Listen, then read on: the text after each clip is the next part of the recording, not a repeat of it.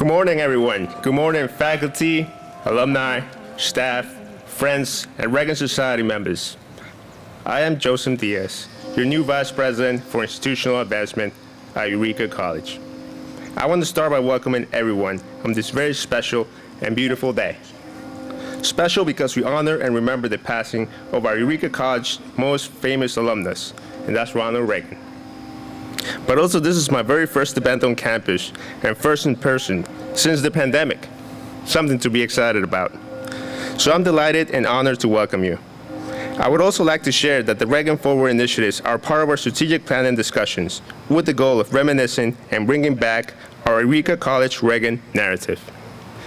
The focus will be highlighting how Eureka College once had, and as made evident by all of the Eureka College alumni in leadership roles in this country, we continue to have the academic means to groom a future president of the United States. This being said, I look forward to meeting you and working with all of you, individually and in the imminent future. I hope you enjoyed today's program. It is now my pleasure to introduce one of our own, Mary Finch, class of 1984, and currently serving as the Director of the Fine Arts Program, to sing the National Anthem, followed by a prayer by Chaplain Bruce.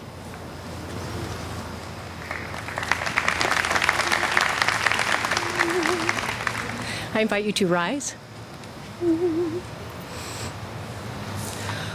Oh, say, can you see by the dawn's early light what so proudly we hailed at the twilight's last gleaming, whose broad stripes and bright stars through the perilous fight o'er the ramparts we watched were so gallantly streaming, and rockets' red glare, the bombs bursting in air, gave proof through the night that our flag was still there.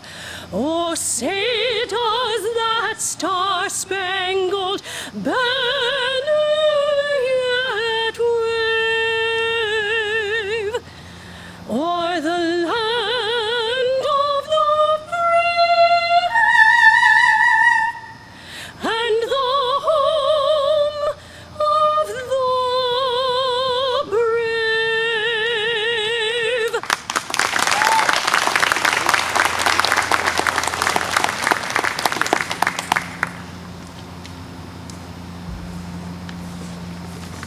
Please be seated.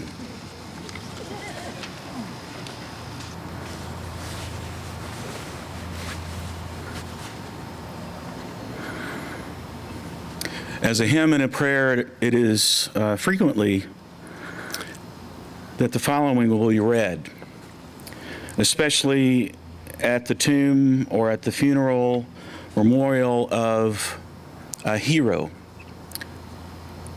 It's by Sir John Arkwright, who lived from 1872 to 1955, and so was somewhat of a contemporary of President Reagan. So join me in a spirit of prayer. O valiant hearts who to your glory came through dust of conflict and through battle flame,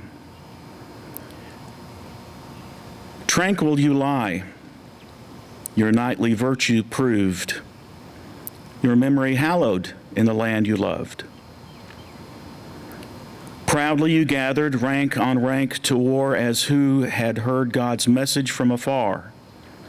All you had hoped for, all you had, you gave to save mankind.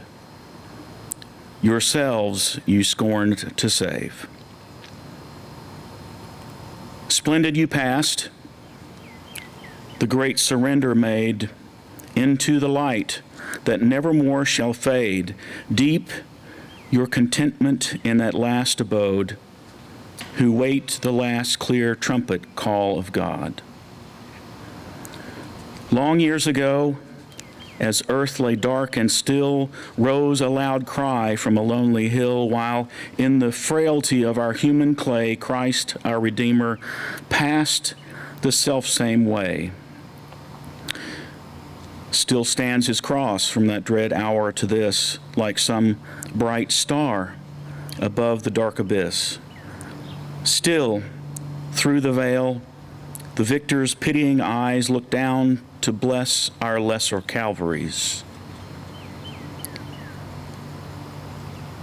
These were his servants. In his steps they trod. Following through death, the martyred Son of God, victor he rose.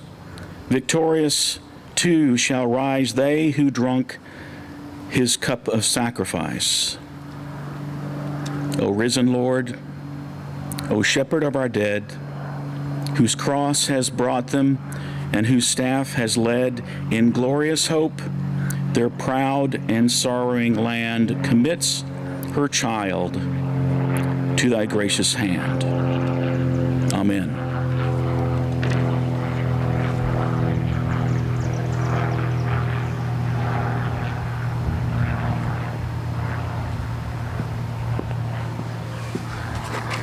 Thank you, Chaplain Bruce. Thank you, Mary. That was beautiful.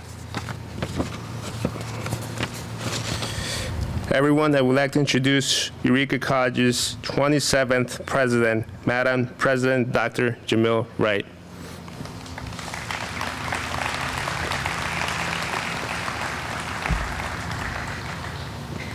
Good morning and welcome. What a beautiful day. It's a little warm. So of course the first two rows are just occupied by the sun, but I'm glad to see everyone finding their shade, everyone here, smiling faces and all of that wonderful stuff on this beautiful day. We really appreciate you all joining us to remember our alumnus and former President of the United States. You know, one of the things that amazed me as I was doing my research on Eureka College prior to my arrival was the fact that this small college in the middle of the corn and soy fields of central Illinois graduated a president of the United States. I was amazed. Now, after 7 years, I have to tell you all, I'm still amazed, but I am not in any way surprised. I'm not surprised that this extraordinary college, with its rich abolitionist history, its rich Christian church Disciples of Christ history, its dedicated and talented faculty and staff, provided the very foundation, confidence, and essential skills needed for Dutch Reagan to ascend to the presidency. I understand and appreciate that Reagan is our most famous alumnus, in large part because of what we did for him during his time here and his ability to leverage everything that he learned. The reason we come together every year for this occasion is to remember our Reagan story. See, our Reagan story, the Eureka College Reagan story, is not a political one. It's not inherently Republican or Democrat, liberal or conservative, for even Reagan's politics, like his leadership, evolved and changed over time. No, our Reagan story is an American story. It's an American story that transcends politics. It resonates no matter your status, no matter your affiliations. It's a story that should unite us all in common purpose and bring us ever so close to the mission and core values of this great college. Our Reagan story is a story of a young man whose journey parallels that of so many of our students today. We remember President and alumnus Ronald Reagan today because it's a reminder to all of us, other alumni, and our current students that you can come from humble beginnings as a first-generation college student, be faced with personal and financial adversity that requires aid and scholarship support and forces you to work throughout your college career.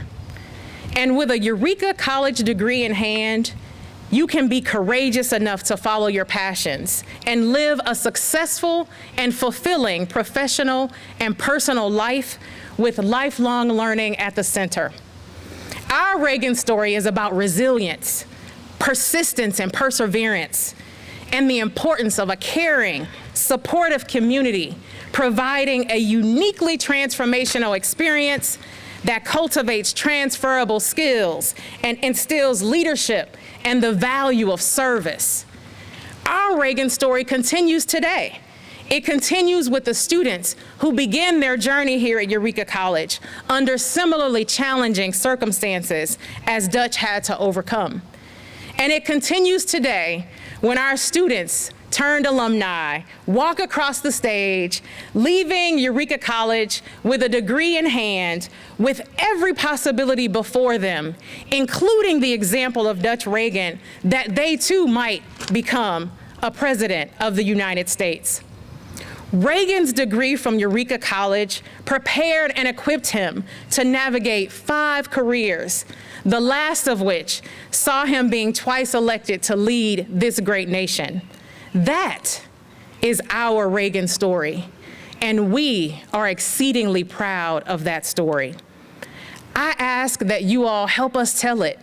Help us tell that Reagan story, that Eureka College story, that American story. And I thank you all for joining us to remember and celebrate it today. Thank you so much and welcome.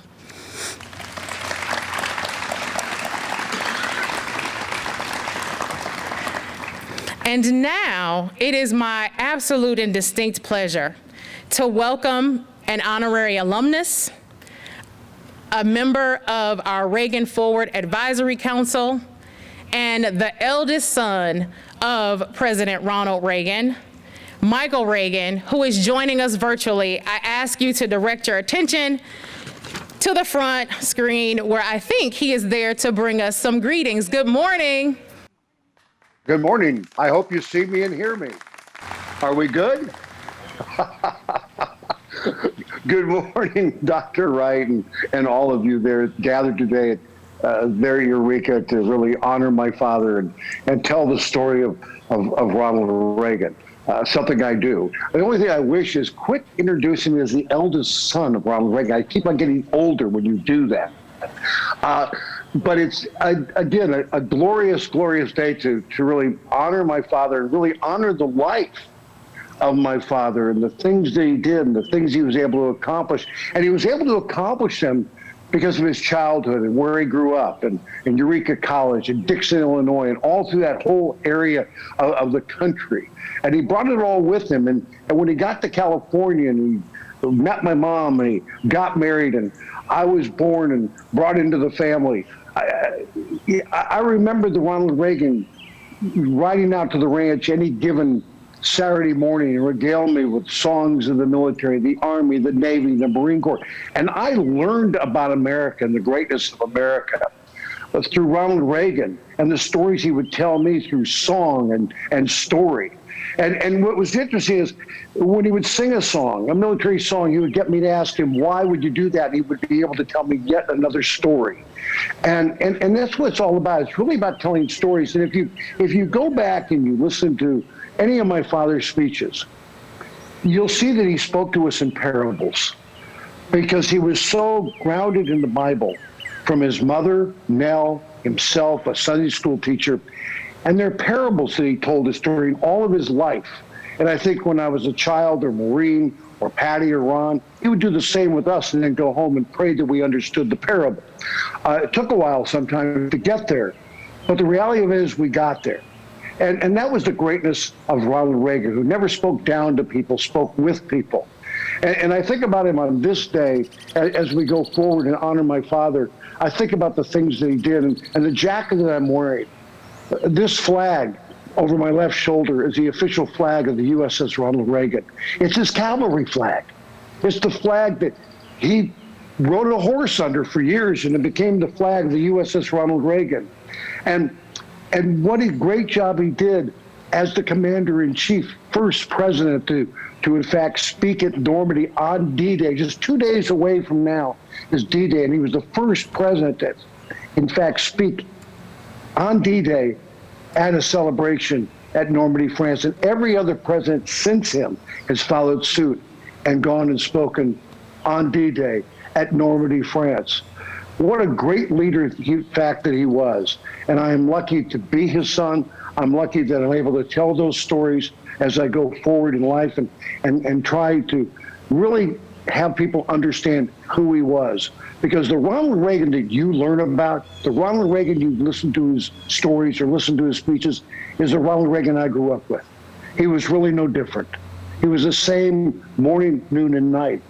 But at the same time, it was grounded in his faith. And his faith was so important to him and so important to all of us. And what I've been telling people lately as I talk about D-Day and talk about Memorial Day and the importance he played in all of it, is I travel all over the world because my wife owns a travel business. And we have all kinds of programs from my father in Berlin and Normandy, France, and what have you. And the people of the world love America. What America's got to learn is to love ourselves again. And once we learn to love ourselves again, America will be a better place for all of us. And it starts, as it did with my father, where you are today at Eureka College. Thank you.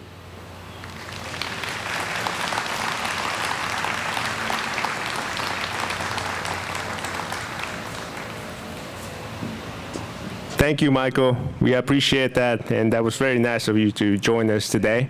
I know you're in a short time, so you may be released, and have a great day. Thank you so much. I would like to introduce now Mr. Mark Klein, class of 2012, and Emmeline Paul, class of 2022, to sing God Bless America.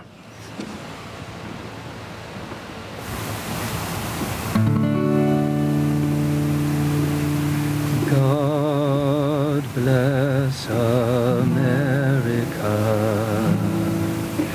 land that I love. Stand beside her and guide her through the night with the light from above, from the mountains to the prairies, to the oceans wide with foam. God bless America, my home, sweet home. God bless America, my home, sweet home.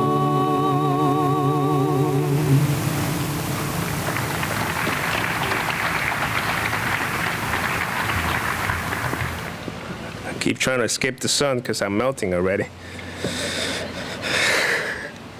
I would like to now welcome our student, Sean Rock, class of 2024. He has some amazing stories to tell that I'm actually excited to hear myself. Sean, welcome.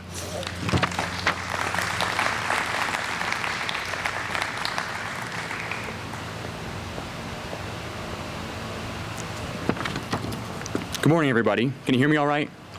Awesome. My name is Sean Sandrock, and I'm a proud sophomore here at Eureka College, double majoring in political science and history with a pre-law emphasis, as well as majoring in music vocal performance. As some of you may know, I grew up in a rural community of Tampico, Illinois, which also happens to be the birthplace of our 40th president, Ronald Wilson Reagan. The house I grew up in was just about 2 blocks down from the apartment where President Reagan was born. For nearly 4 years now, I have been volunteering my time and giving tours at the Ronald Reagan Birthplace Museum in Tampico. It was a tremendous honor to be asked to speak to you here today in remembrance of President Reagan, and I hope that I can share just a few interesting facts and stories about his early life. This is how we do it at the birthplace. When I give tours, I started off as a story, and all the volunteers back there, Joan and all the volunteers, started off as a story as well. So I'm going to share a little bit of that with you. His father, Jack Reagan, and his mother, Nell Wilson, met in Fulton, Illinois, a small town along the Mississippi River, where they were married in 1904. Soon after, his parents moved to a small apartment above a bakery in Tampico, Illinois in 1906. This is where Jack Reagan found work as a clerk at the H.C. Pitney General Store just across the street.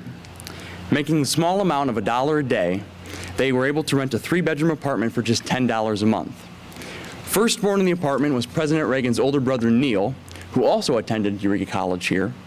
He was born on September 16, 1908, soon to be followed by Ronald himself on February 6, 1911.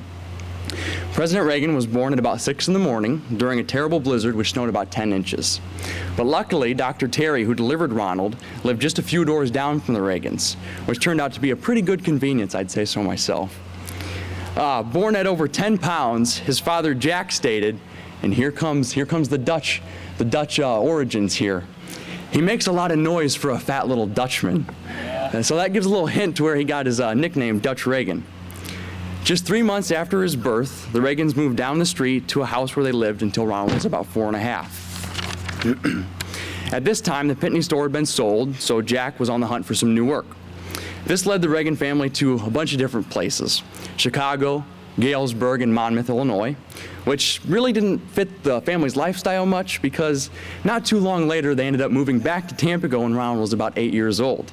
A lot of people don't know that part of the story. Mr. Pitney had bought the store back, and the family was living in the apartment above the store, where Jack had now become the manager. This is the time where President Reagan was able to enjoy life as a young boy in Tampico, Illinois. He experienced many different activities that ended up having to stick with him throughout the rest of his life.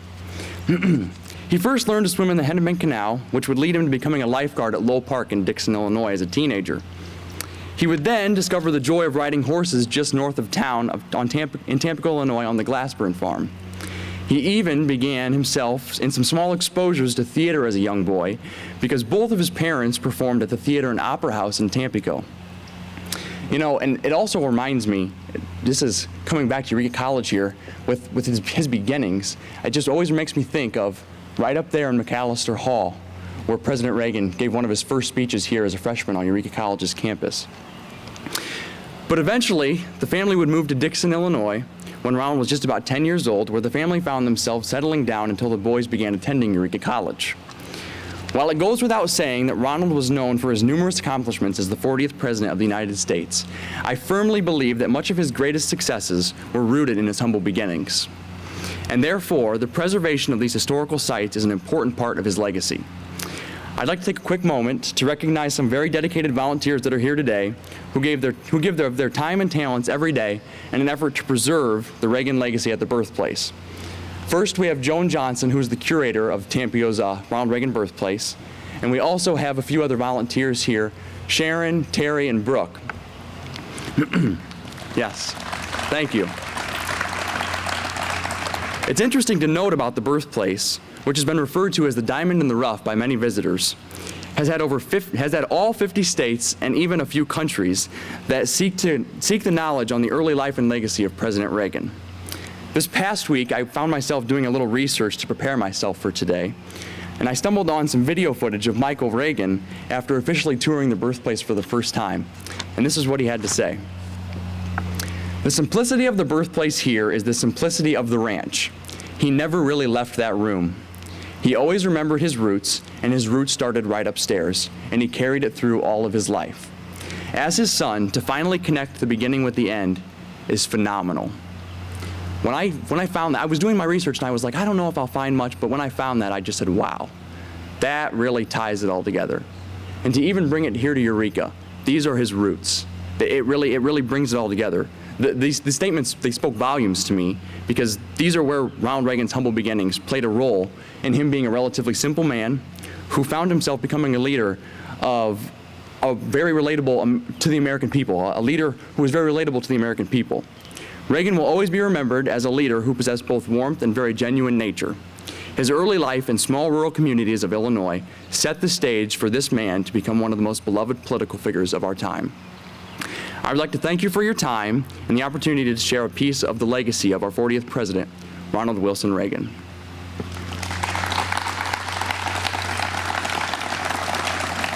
I'd like to now introduce Representative Tom Bennett, who looks over the 106th district here in Illinois, which looks over all parts of Ford, Iroquois, Vermilion, Livingston, and Woodford County. So please give a big hand to Representative Bennett, please.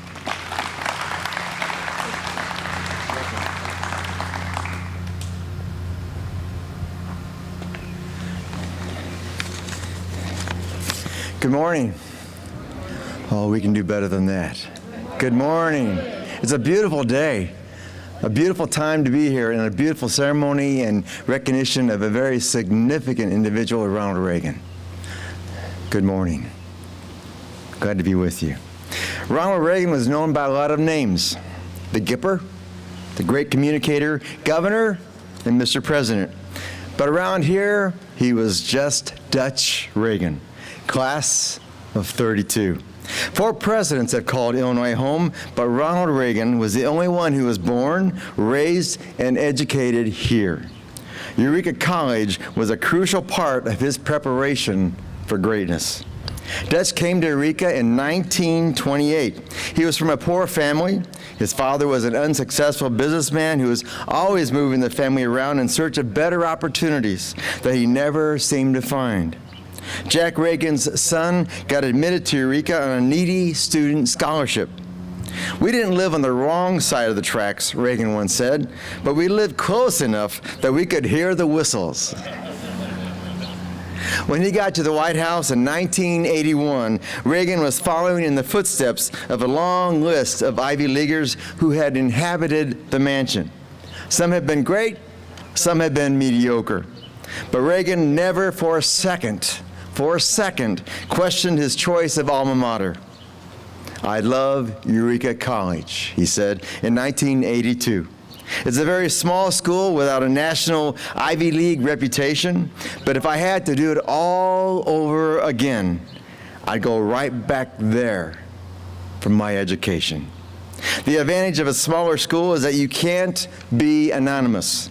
Everybody is part of college life. And when he got here, Dutch decided to major in economics, though there were some who said that he mostly majored in having fun.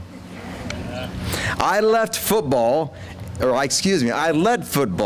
other extracurricular activities eat into my study time, with the result that my grade average was closer to the C level required for eligibility than it was for straight A's, as he joked to the graduating class of 1982. Then the President of the United States said, "Even now, I wonder what I might have accomplished if I'd studied harder." President Reagan used the occasion of his commencement address to talk about an upcoming trip to Europe to meet the leaders of America's allies. He laid out a 5-point plan to make peace and to spread freedom and liberty around the world. He spoke about his desire, and I'm getting dry in water. Don't go away.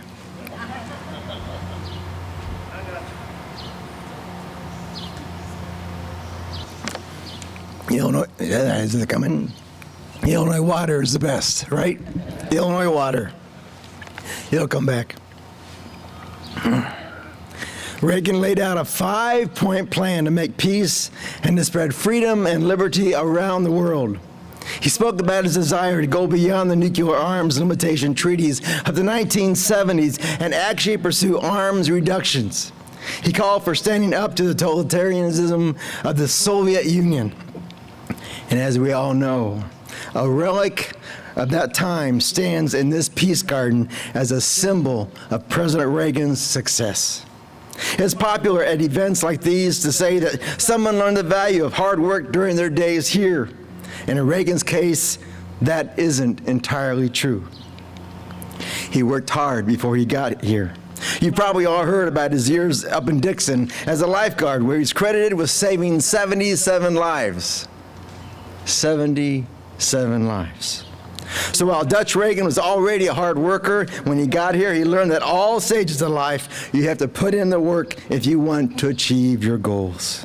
For example, he played football, but that didn't get him any kind of special break. We didn't have athletic scholarships in those days. Reagan told a group of sports champions visiting the White House in 1981. We had to do things like wind the clock in the gym. That was part of their duties too. Dutch was once asked why he chose football over baseball at Eureka. He blamed his terrible eyesight. "I couldn't play baseball because I couldn't see well enough. That's why I turned to football. The ball was bigger, but so were the fellas." He even joked about what he called his favorite job, which he held right here at Eureka. And that job was washing dishes in the girls' dorm. It was as a member of the Eureka football team that Dutch showed his commitment to equality and inclusion. And when the team traveled for an away game and when a hotel owner refused to let two of Dutch's black teammates stay in the hotel with the rest of the team, Dutch took them to stay at his parents' home a half hour away, knowing that they would be very, very welcome there. One of the family's house guests that night, William Burgart, whom the team nicknamed Bergie, told the Washington Post in 1980 that he and Dutch had a natural respect for each other. And as we all know, before he went into politics, Dutch Reagan was an actor. It can be said that he got his start in acting right here at Eureka, where he was involved in the fine arts. But one of his favorite acting stories from his college days didn't take place on a stage, but rather in a dark farm field with the help of a couple of flashlights and a bottle of ketchup. There's more. Dutch and his friends took a group of very gullible freshmen out into the country on a watermelon hunt. They tiptoed into a farmer's field in the darkness, intending to steal some of his fruit.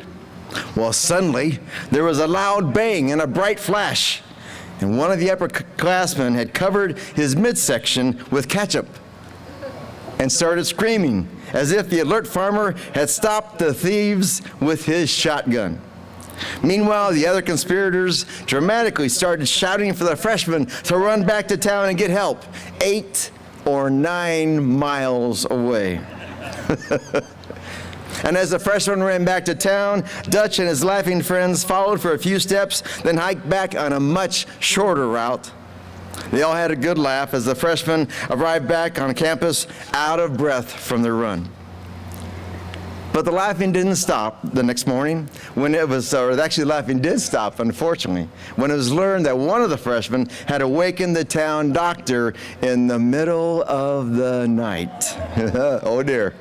And had summoned him into the scene of the prank, where he was unable to find the supposed victim. Doctor couldn't find him. Reagan said that once the doctor made sense of what had all happened, every fraternity on the campus received a bill from the doctor.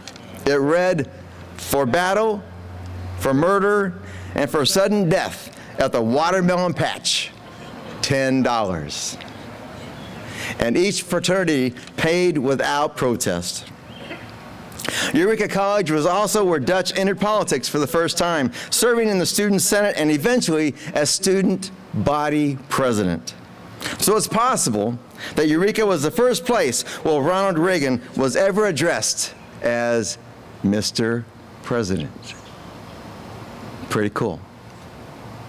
Dutch graduated in 1932, and the rest, of course, is history. After graduation, he took a job in broadcasting, which eventually led to baseball announcing. Baseball announcing led him to spring training in California, and visiting California led him to an acting career in Hollywood, and Hollywood led him to the governorship of California, and of course the governorship led him to the presidency, or the President of the United States. History remembers President Reagan for his sunny optimism and his belief that in spite of the challenging times the country had been through, America's best days still lay ahead. A lot of those values were instilled in him here at Eureka. In remarks he made to students considering applying for the Reagan Fellowship Program, Reagan said, "Back when I was a student, we learned about pride in country. We learned about the value of hard work and faith in the individual. We learned that anything in life is possible." 50 years later, it was these values learned here at Eureka which would guide Ronald Reagan in the White House.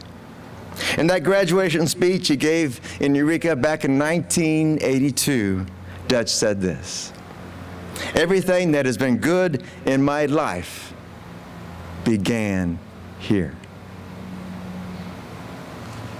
It was a long and winding road to greatness for Dutch Reagan. Its most important juncture was right here at Eureka College.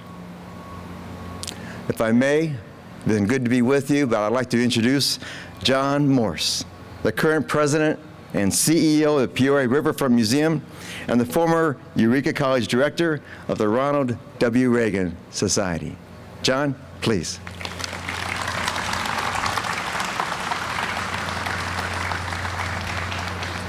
John, thank you. God bless you. With the water and everything. Thank you. Tom Bennett, how about that?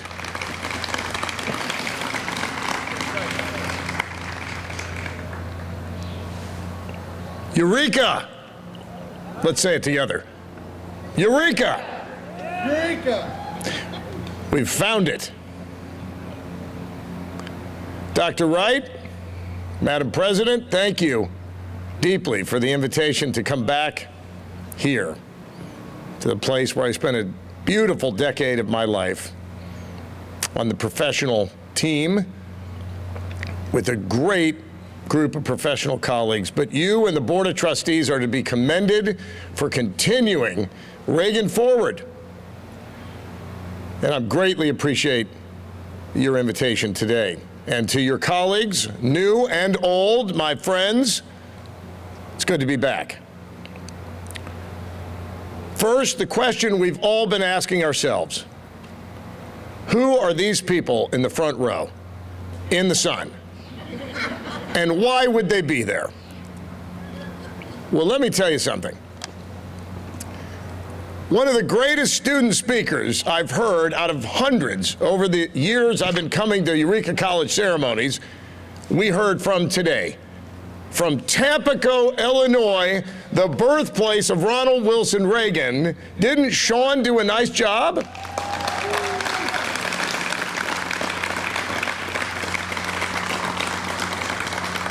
These people in the front row are Sean's family, braving the sun. Grandma and Grandpa and Grandma, Mom and Dad. God bless little Tampico, Illinois. How many people have been to Tampico, Illinois? A good number. Actually, there's a lot. As a percentage, there's more people here who have been to Tampico than probably anywhere in America.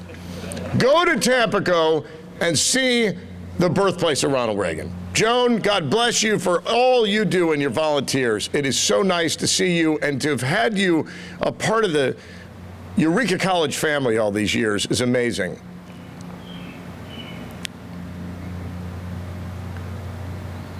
I was asked to give keynote remarks today, and I'm going to start by saying this.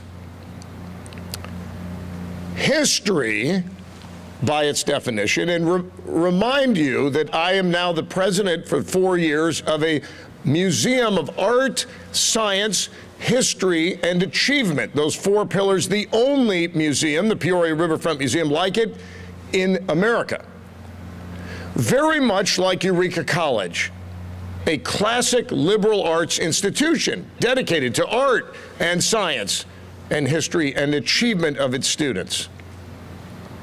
History, by definition, in my mind, is that which happened in the past that is still relevant to the present and inspires the future.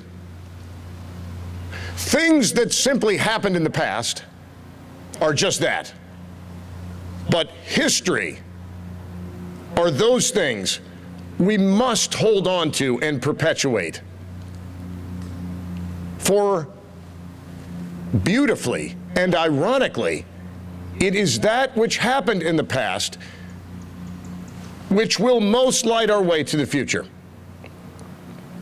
On this week, where we remember those who gave the last full measure of devotion on Memorial Day. On this day, the 4th of June, when we remember the pivotal battle midway at sea in World War II, on which the free world was in the balance. On tomorrow's date, which we commemorate today, which is the 17th, memorial year of Ronald Reagan's passing, or the 6th of June, as was mentioned earlier, when we remember D-Day, as President Reagan did on the 40th anniversary. Those moments of history inform the present and inspire the future, do they not? This place may be one of the greatest places I've ever visited in the country for storytelling. Michael Reagan, my good friend, mentioned earlier his father's propensity, having grown up in the church with his unbelievably important mother, Nellie Reagan, who taught him the stories of the Bible, the parables. Ronald Reagan himself was a storyteller, constant storyteller. He would have loved that story, Tom Bennett, about the field and the ketchup. And honestly, I don't know where Tom found that. I know 1,000 stories of Ronald Reagan, and that's the first time I've heard that story. Let me tell you a few stories. At the Peoria Riverfront Museum, objects tell stories. We believe in pulling the stories out of the objects. Objects tell stories. Stories inspire people. So let me pull out a few objects, and we happen to be sitting amidst them right now. Now, one is this building right here, the chapel, the second oldest building on this historic campus. So much has happened in that chapel that has helped to inspire the students who go out into the world and change things. But as Sean referenced, one thing happened there on the Tuesday before Thanksgiving in 1928 when 17-year-old Dutch Reagan, a year younger than most because he had skipped the second grade, was asked by the upperclassmen to lead a rally of students and faculty in a rebellious moment. They had a disagreement with things that board was doing at the college. Ronald Reagan was asked to take the stage in that chapel, where he writes in his autobiography, for the first time in his life, he felt the power of his words to move an audience. The so-called great communicator made his first rhetorical, persuasive political speech in his life on the stage of that chapel. And if you've never been up there, take time today to go and see what an object that tells a story looks like on that stage. That same Ronald Reagan, who discovered his vision and his voice here at Eureka College, and as we've heard in his own words, it began here for him, would go on during the presidency to stand in front of the symbol of oppression in that era of the world, the brutal Berlin Wall that divided one of the great capitals of Europe, west and east, free and under Soviet tyranny, without religious freedoms, freedoms of speech, the freedoms and liberties that we all appreciate in Western ideology. And what did Ronald Reagan say? I am telling you, I can feel this, and having been on that stage hundreds of times to tell this story, Ronald Reagan drew on the confidence that this institution gave him on that stage and in many other ways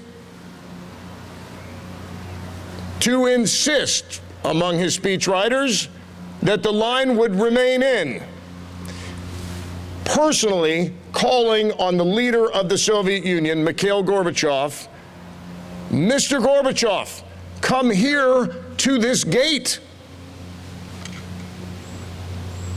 Not Soviet Union, come to the table, not Politburo, not the Eastern Bloc nations. He called on Mr. Gorbachev. He knew how to personalize it. Mr. Gorbachev, come here to this gate, open this gate. Mr. Gorbachev. He repeats the name again. Tear down this wall. Crazy. Who could have imagined? Within a year and a half, the wall came down in 1989, November 9th. And on March 27th, 2009, months before the 20th anniversary of the fall of the Berlin Wall, on this sidewalk and into this garden, and standing there at the section of the Berlin Wall given by the German government to this historic college, Mr. Gorbachev stood. In the shadow of the stage where Dutch Reagan discovered his vision and voice. If that is not a perfect American leadership story, I don't know what is. Behind us, we have this beautiful sculpture by artist Lonnie Stewart, himself from Galesburg, Illinois, where Ronald Reagan once lived, also lived as a boy for a short time. Inscribed beneath this bust is the quote that Ronald Reagan gave in 1982 when he visited the Reagan Athletic Center to call on the Soviets to come to the table to eliminate an entire class of nuclear weapons. The quote says, "Peace is not the absence of conflict, but the ability to cope with conflict by peaceful means." Profound wisdom. Peace is not the absence of conflict, but the ability to cope with conflict by peaceful means. During his presidency, President Obama would quote Ronald Reagan and that exact quote. The wisdom carries on. Right in back of us is a building known as the Mellick Library. And in 1967, after an actor in 53 movies named Ronald Reagan sort of had finished up with his acting career, although he says, once asked, "Governor Reagan, you're running for president. How do you think you can be president since you've only been an actor?" Reagan paused and said, "I don't see how you could be president if you have been an actor." Actor, newly elected Governor Ronald Reagan came in 1967, just a few months before I was born. My dad, then living in Central Illinois, came here to this campus with thousands of people, thousands, who gathered for the dedication of the Mellick Library. And the keynote speaker was newly elected Governor Reagan, already being rumored to be a potential candidate for the presidency. And Ronald Reagan stood up on those steps to proudly dedicate, returning here to Eureka College, a library. And some of the things he said, and this is online, you can find it on YouTube, Mellick Library, Ronald Reagan, you'll find a speech. He was very proud of the library. He said, all you need to know is found in this library. But a quote that he gave there has stuck with me as a quote not for Eureka or for Central Illinois or for any specific community, but it is a quote for America and the American ideal. He said, the national purpose of America is to unleash the full talent and genius of every individual. Eureka College's purpose aligns perfectly with what Reagan called upon as the national purpose of our great country. Does it not? Because this little college has been unleashing the full talent and genius of every individual since 1855. At the Peoria Riverfront Museum, I looked to a phrase that would perfectly state why the museum exists, with all of our student programs and our tens of thousands of visitors. And I like to say our purpose is to unleash the full talent and genius of every individual, because if that's the purpose of the country, it should be all of our purposes to help feed that, should it not? In the midst of this beautiful campus, among our friends, I've got a couple of other people I want to introduce. And this is really a remarkable turn of events. But some of you may know that while both of my children, Jordan and Taylor, are proud graduates of Eureka College, they hold the diploma up proudly, I am not. My alma mater is a place called the George Washington University in Washington, D.C. I grew up in Peoria, and I went off to Washington, D.C. And while I was there, they brought President Reagan back to that campus for a special ceremony commemorating the 10th anniversary of the pivotal role George Washington University played in his life, because it was at the medical center that doctors saved Ronald Reagan's life from an assassin's bullet. And a friendship I made there at the George Washington University with now graduate of the medical school and very successful physician all over the Middle East is known, Dr. Tony Karam and his lovely bride Hanan are here from Beirut, Lebanon at this ceremony. And Tony and Hanan, thank you for coming. But you get the prize. Who traveled the furthest? But as Tony and I know, at George Washington, it's a point of pride that that short but incredibly important interaction with Ronald Reagan that saved his life 69 days into his presidency returned him to the White House, where he served, as you know, for 2 full terms. The only president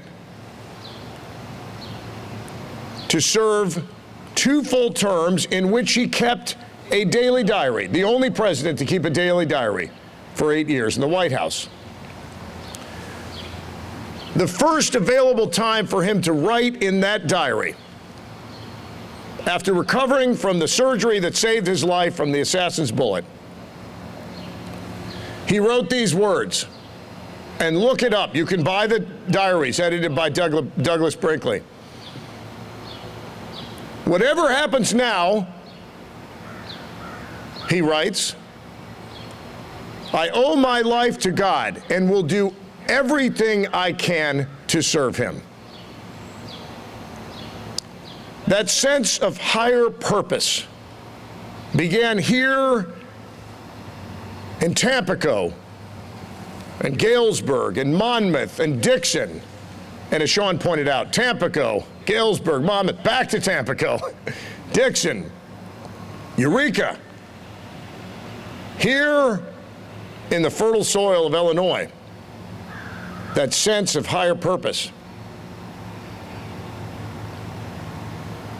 I have a humble request today, which is for all of us to come together to help this college to continue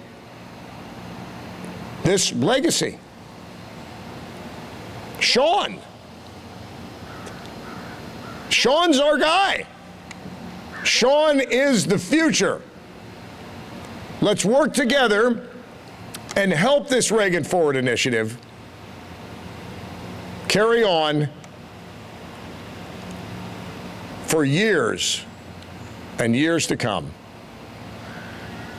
Dr. Wright, thank you for having a beautiful day and inviting me to speak. God bless Eureka College, the story of Ronald Reagan, and the promise of American opportunity. Thank you all.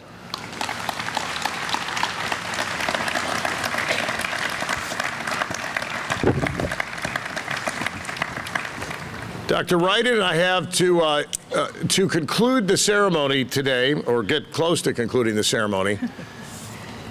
I talked about objects telling stories. Eureka College has a phenomenal number of objects in their permanent collection related to the life of Ronald Reagan. His diploma, his only Golden Globe Award, his cowboy boots, and on and on and on. They also have an incredible number of other objects related to American history. So today, and I'll let you get into the details, but today we have a special announcement of an alignment between Eureka College and the Peoria Riverfront Museum. Thank you. So as John mentioned, and thank you, John, again, please, first of all, let's give John another round of applause, and Sean and Representative Bennett for their amazing and wonderful remarks. But I am proud today. John, the only place that John could have gone from Eureka College is the Peoria Riverfront Museum, I will tell you all. And the reason I'm so proud of that is that we have continued our partnership. We continued the same partnership that John and I started while he was here and when I arrived, has now intensified with Eureka College and him being at the Peoria Riverfront Museum. As John mentioned, we have many artifacts, and we are so proud that the Peoria Riverfront Museum is partnering with us officially with Eureka College to display some of those artifacts, to have an exchange of artifacts that we may show at the Peoria Riverfront Museum as all of the students, as all of the people from around the world visit the Peoria Riverfront Museum. I want you all to know that currently they have an amazing T-Rex exhibit at the museum that I was very honored, and I had the best tour guide because it was John Morris who led me through the exhibit. And I have to tell you all that some of the likes of artifacts that we have that represent President Reagan and his life and his journey, not only at Eureka College, but beyond, it would be absolutely an honor for us to be able to showcase those at the Peoria Riverfront Museum. And I want to give a special shout out to Cassandra Chapman back there, Cassandra Wave, who is our museum archivist and has done an amazing job with our exhibits over the last couple of years that she's been in her role. And so the partnership that we will be able to forge more formally with the signing of this agreement today will just ensure that the Reagan Forward Initiative is exactly that. It's all about the forward. So thank you so much, John, for your partnership. I look forward to everyone here visiting not only the Reagan Museum here at Eureka College, but all of the amazing artifacts that we are sure to have displayed at the Peoria Riverfront Museum in the future, and other partnership opportunities that we will undoubtedly be able to forge as a result of this agreement today. Thank you so much. Thank you. Would you like to sign? Yep.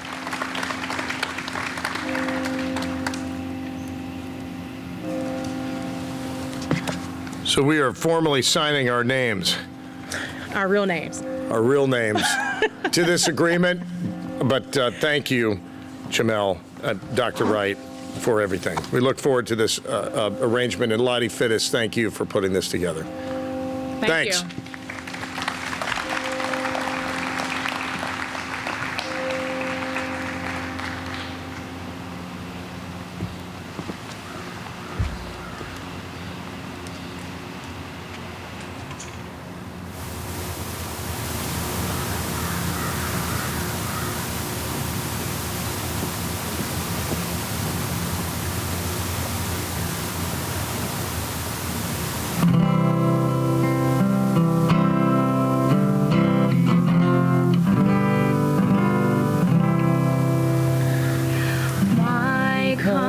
entreaties of thee, sweet land of liberty, of thee I sing.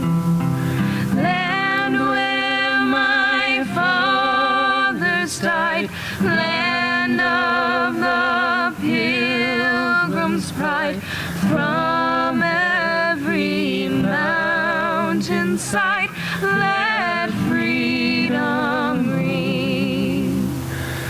My native country be, land of the noble free, thy name I love.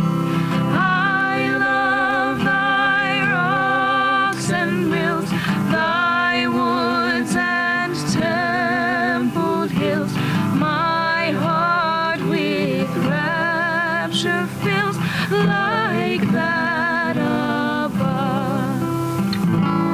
Let music swell the breeze and ring from all the streets, sweet freedom song.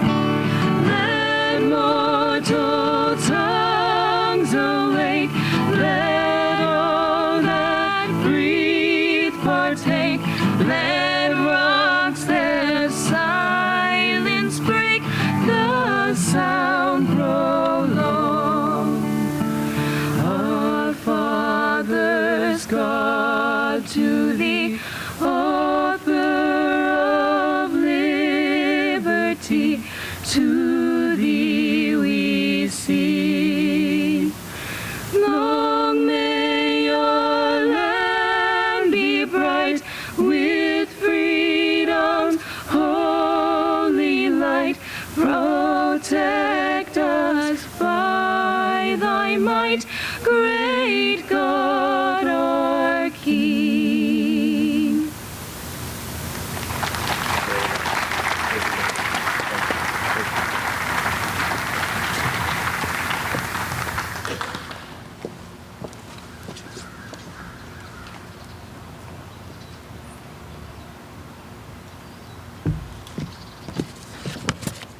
Good morning.